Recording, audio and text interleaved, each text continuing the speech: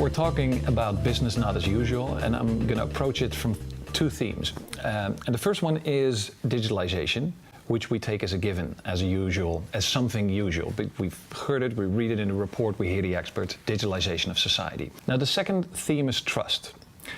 We know most countries the economic crisis is over, and we feel that it's business as usual. But if you look at trust, the crisis is not over because we're currently in a trust crisis. We see the lowest trust levels currently, globally, in 25 years. We live in what we call low trust times. And most people already know that, or they feel it. We live in low trust time. But we also can measure trust on a horizontal axis, not high or low, but horizontal axis. Where on one side you have the formal and institutional, and on the other side the informal and personal. Formal and institutional, informal and personal. And what we see on this axis is that trust is currently a little bit on the informal and personal side, but it's actually the trend is it's moving more towards the informal and personal. Why is trust so low, and why is it moving towards the informal and personal? Well, it has to do actually with the abundance of information that we have and the abundance of misinformation that we have. What kind of information do we trust? Who do we trust?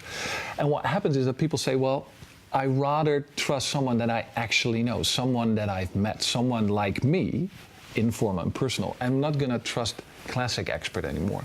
So to increase trust, you have to think about how can we get more informal and personal.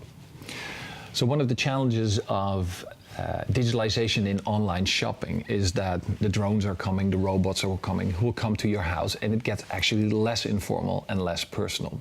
Now, that is fine if you have an order for toilet paper, and that is fine. You know, let that be automatic. Who wants to buy toilet paper? But if you buy something special, it would be nice if it was informal and personal.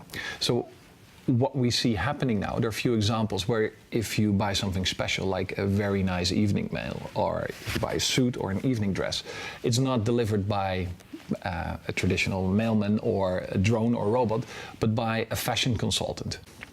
So a solution for the trust crisis we're in, but also for the automation anxiety, the algorithm aversion, might be, and I think it will be, emotion AI, emotion artificial intelligence. And this is actually technology with which you can assess someone's emotions. It's disrupting currently the world of HR, where emotion AI is used in, for example, the first round of interviews. Now, you can use this to increase business, hire talent faster. There are loads of examples out there.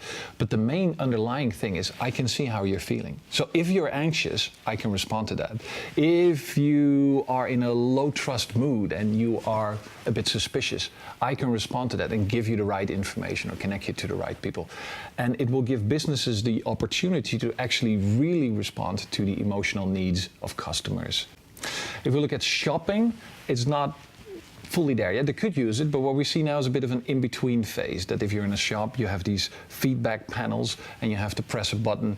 Did you have a good shopping experience? What we will see is a slow implementation and will slowly get used as society and as business to this new technology.